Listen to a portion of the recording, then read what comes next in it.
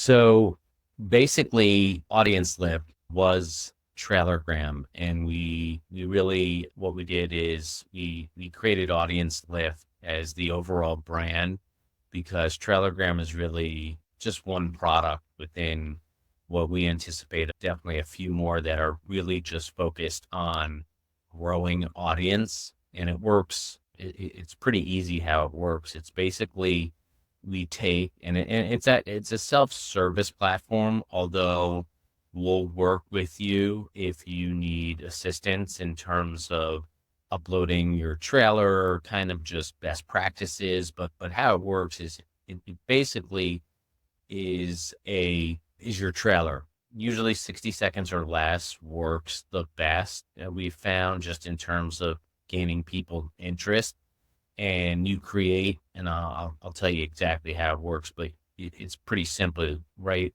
First thing you do is upload the trailer. You upload your graphic, title, kind of your background color, and a short description of your podcast, and you can kind of see the example here. And that's the one step you have to take actually to get it going. And here's just some examples of some trailers that we've created that have done pretty well as well. But how it works is it's really based on contextual targeting. So we have a kind of our own DSP, demand side platform, with really brand friendly publishers on there, and People or Street Journal or ESPN. Extremely important just in terms of having reputable publishers. And then what happens is it's a mobile product. So in this example, as you can see, you have a show called In the Wild, right? And it's all about like crazy stories that take place in the wild. And there's an article in People on these bears that take pictures of themselves in the wild, which is pretty crazy and really strange and interesting. But in any case, how it works is that you'll give us the first thing you do is you give us your preferred targeting, and we use kind of like the Apple podcast categories. And also we take the keywords from your ad description to target kind of relevant audience.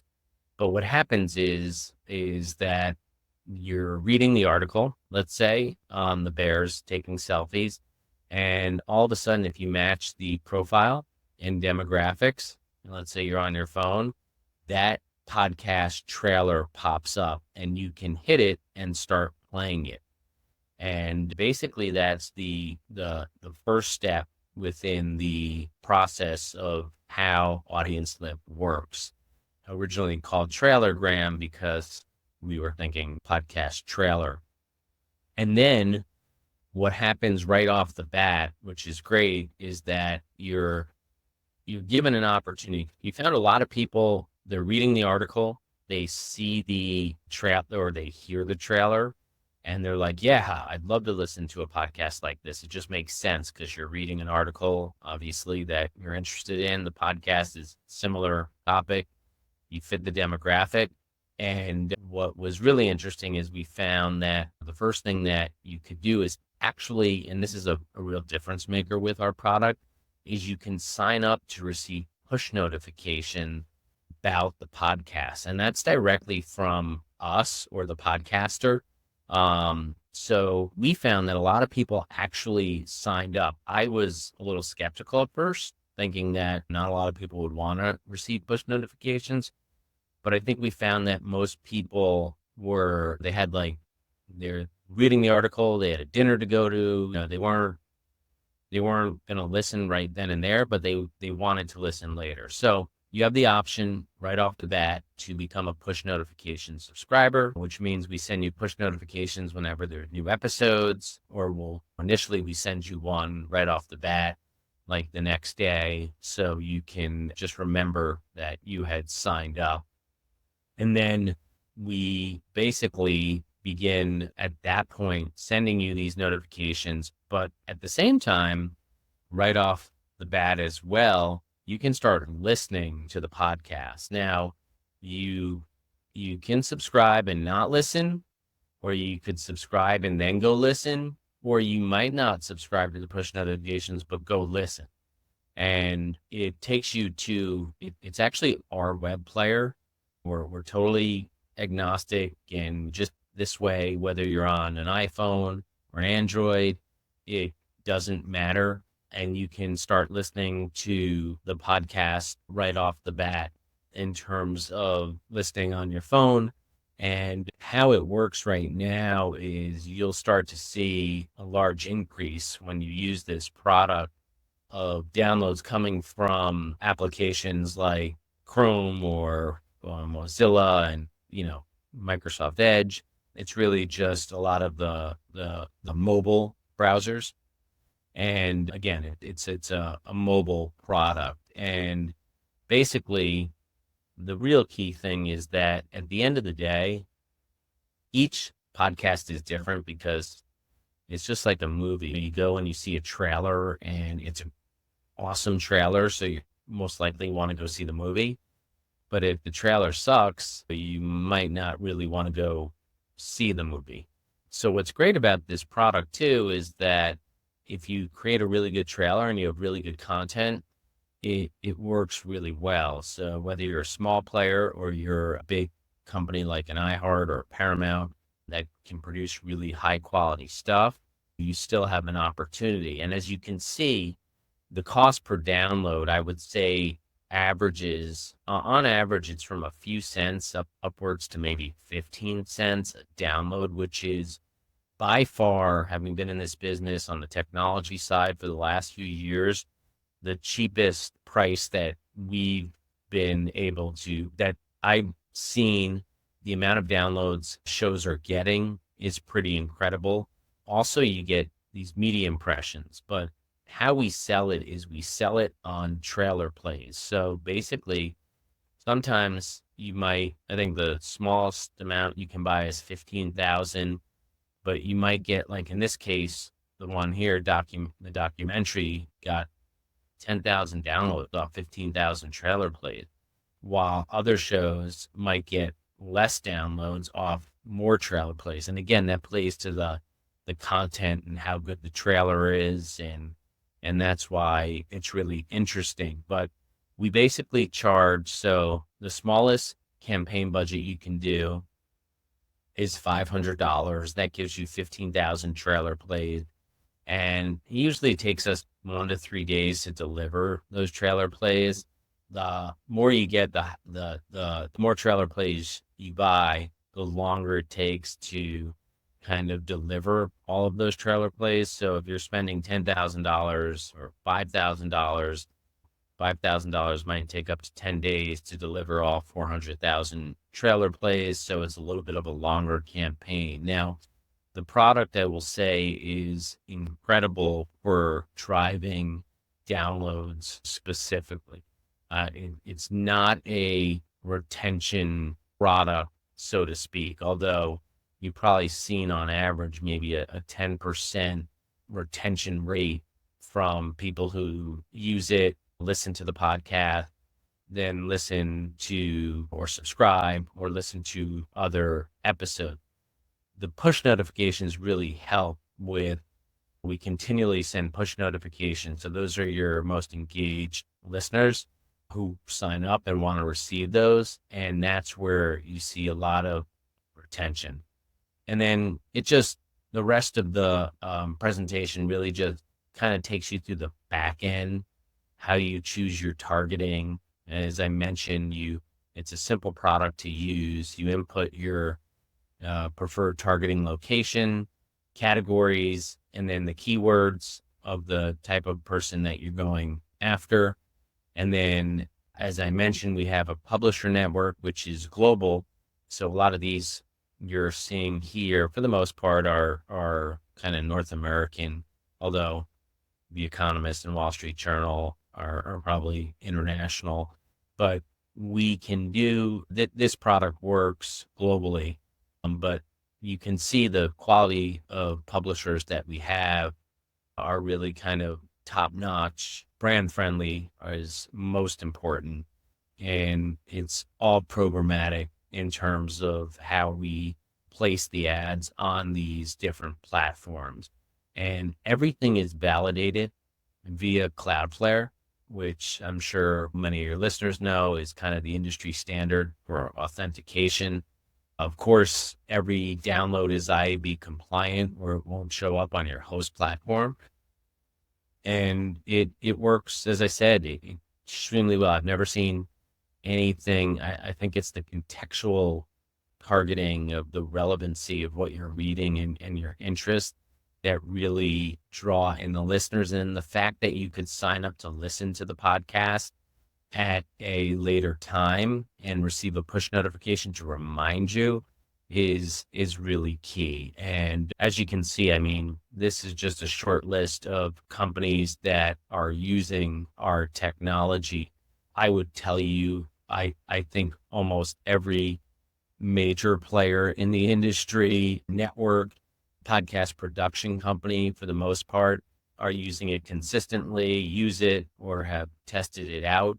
And that's really what it's all about. We're really excited because we're always trying to get the product and trying to make it better as well. So we're getting better in terms of the quality of our technology and the ability to it's a lot of AI and machine learning. So we're able to really find and target the people we think would be most interested in your product. Because for us as a business, the less impressions we'll always deliver, the trailer plays. And you have to, when we deliver the trailer plays, you have to listen to the at least half of the trailer for it to count. So if we say you have 15,000 or 50,000, that's just our rule. But the quicker we get to playing the trailers, it's costs us less because we're paying for the advertising. So the machine learning and the AI are really important because it figures out or targets. What it's been really good at is who is going to be a potential listener, who's going to be really engaged with the show. And that's the beauty of the product and why it works so well. So basically, kind of audience lift in a nutshell to give you an idea. And definitely love to see, Sarah, knowing you and your expertise and thoughts, what you think, and answer any questions that you have. And that's really important for us too, the transparency. And I think that's why I mentioned a lot of people think that a lot of these tools, like you're going to get incredible retention. And the only way you get incredible retention is if you have a really good podcast and people want to come back and they listen. And what we're doing is we're saying we're delivering tons of downloads that are all monitored, as I said, through Cloudflare, all IAB compliant in terms they show up on your hosting platform. But the key is there's no magic bullet. This is a magic bullet for total downloads. I'll tell you that. People spend $500 and get more downloads than the show I've been doing for 4 years and have A+ guests on. So that I know works well, but I'd love to see what you think and really kind of answering. Yeah, I plan to test that out on my podcast because I launched a podcast marketing agency where where I help existing podcasts run ads and get PR and all this kind of stuff. And so I definitely want to test it with my podcast first, and then would like to be able to use that then for clients as well. Cause I really because the other kind of ad platforms that are specific to podcasting are more like when you're actually in a podcast app or whatever. Yeah. But this is an interesting kind of spin where it's like someone could be on, like the example you showed, people.com or Forbes or whatever website, and then reading an article about whatever. And then if your podcast is relevant to that topic they're reading about, it's very Very interesting. Yeah, what I love most about this, and for there's a lot of people in the industry who I want organic growth and but this is really growth for the entire podcast industry because there are a good amount of our listeners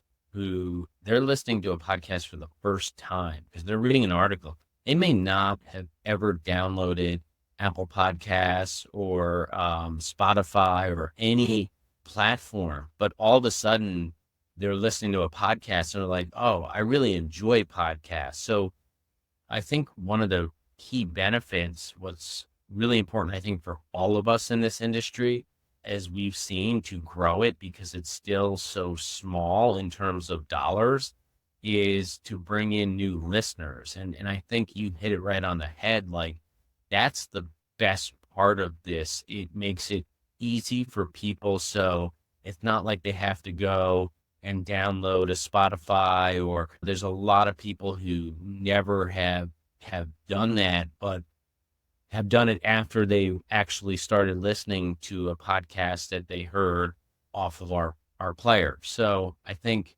that's a great point that you bring up, and one that I always kind of forget to mention, but I think that's good for the industry. And I think the second thing is, you know, best, you have an agency that helps drive listenership. The reason we created this, or our engineers created, they did audience growth for 4 or 5 years at a company, our main engineer.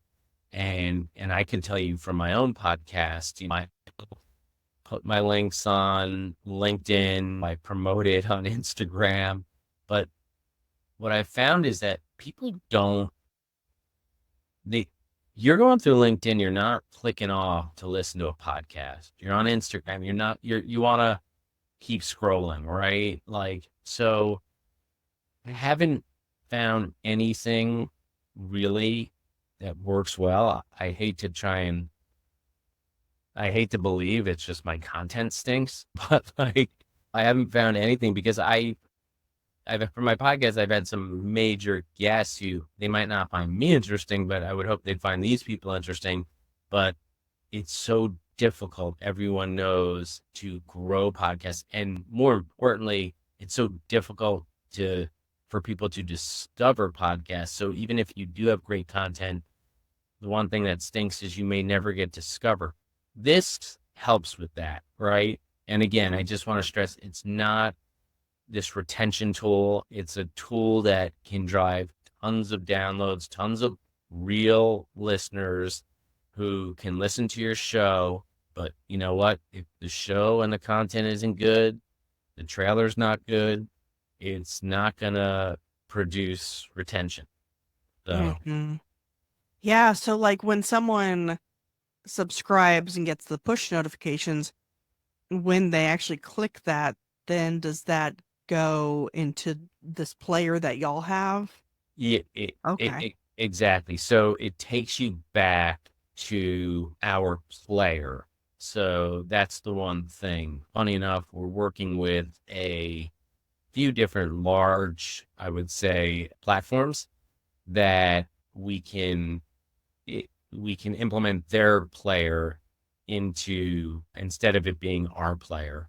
But right now, how it works, or if you're a general podcaster and it's going into our own player, obviously it's all of it gets registered via downloads. But I'd say the one drawback, or the one thing, sometimes people are like, I want to be on Apple, or I want to be on Spotify, I want to rank on those platforms.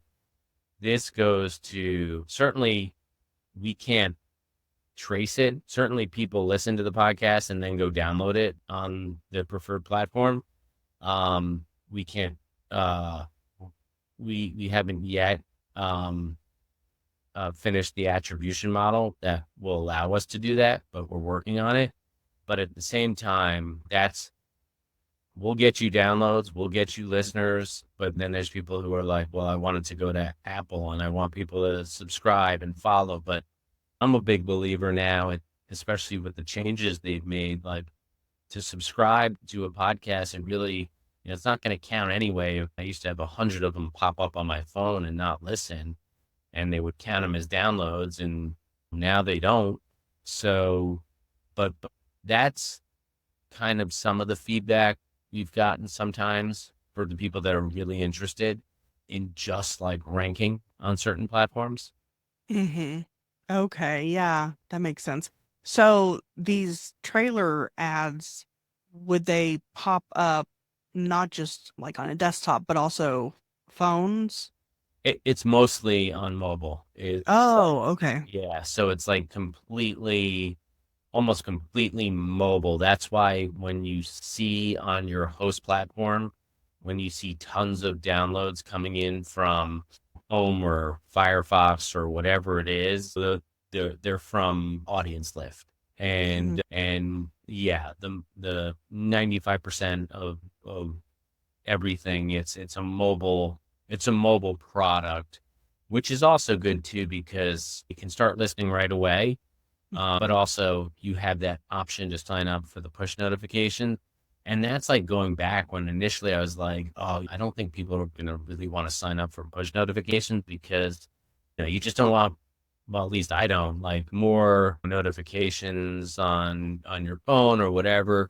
But we found the percentage of people who listened to the trailer and then signed up for the push notifications to be between 30 and 40%, which is crazy, considering, but it just shows you that people were reading context or content relevant to the podcast. They have an interest, they're targeted. We target them really well through our machine learning and AI. And we're able to find the people that really want to be engaged. So that's been one of the big surprises for me, for which is great because it gives the podcaster a way to communicate directly, at least with their audience, as opposed to having Apple or Spotify or someone else like that send out a notification if they even do. You have to subscribe, obviously. And we anticipate being able to custom some of the push notifications soon. So let's say a podcast is going to do a live show at, let's say, the Beacon Theater. I live here in New York City.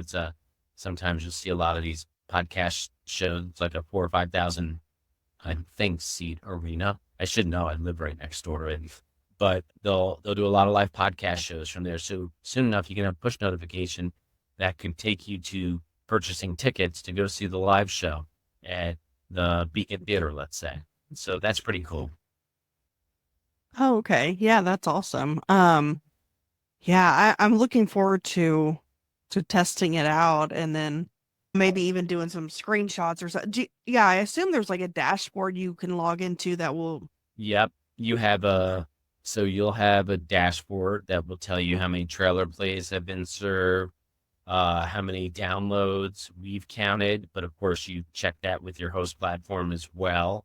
And it gives you some more analytics as well, which is great. And you'll be able to see all of that when you do a test. I always tell everyone, like, who's used this, like, start with a basic test so you can really see what it's about. And that tends to work well because people are shocked by the amount of downloads that they're able to drive off a small amount of money, especially people who for years have been putting money into like Google AdWords or things of that nature, thinking this is direct on podcasts and audio, and again opens the door to people who might not be have the Apple app or the Spotify app, or that's the beauty of the whole thing, is that it's an increase in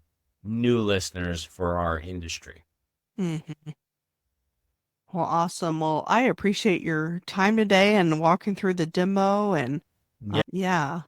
yeah, I'm gonna check that out further and I'll probably in the community like after I run the ad, I'll probably do like screenshots of it and Yeah, put it in the community as well. I would love for you to test it out and give us your honest feedback and do the screenshots and put it up there and what you thought. And someone like yourself, always open for further suggestions and ideas. I think you'll see exactly what it delivers and how it does. It's pretty amazing on the quantities.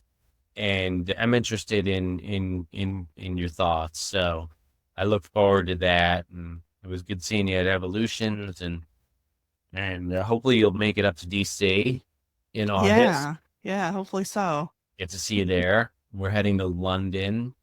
So that we'll see how that show is. And an audience list, I mean, we already have over 250 campaigns running in 6 months. Okay. Wow. Which yeah, which just shows, and a lot of them are repeat people who've used it, use it again.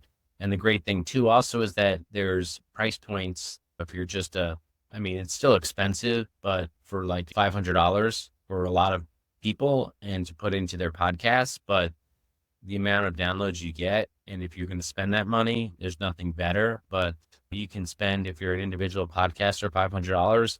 Some of these big networks or agencies will spend $10,000 or more.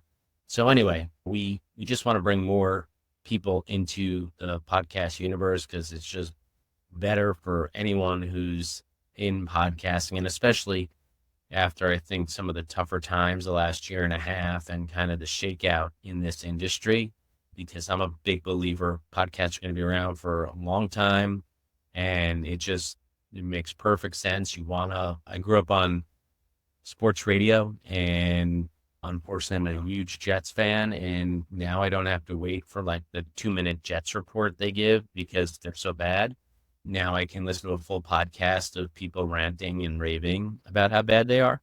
And in any case, I enjoy that. And that's for any topic. That's why podcasts make so much sense. I think it's just about discoverability, accessibility, and also for podcasters to continue doing their shows. And I think this helps give them a push to get discovered, to grow content or grow more content because they're getting listenership. And then a lot of times monetize it is most important so they can keep going. Mm-hmm. Yeah, exactly. Yeah. Well, thank you so much for your time today. I really appreciate it. I appreciate it, Sarah. Always good seeing you. And thanks for everything.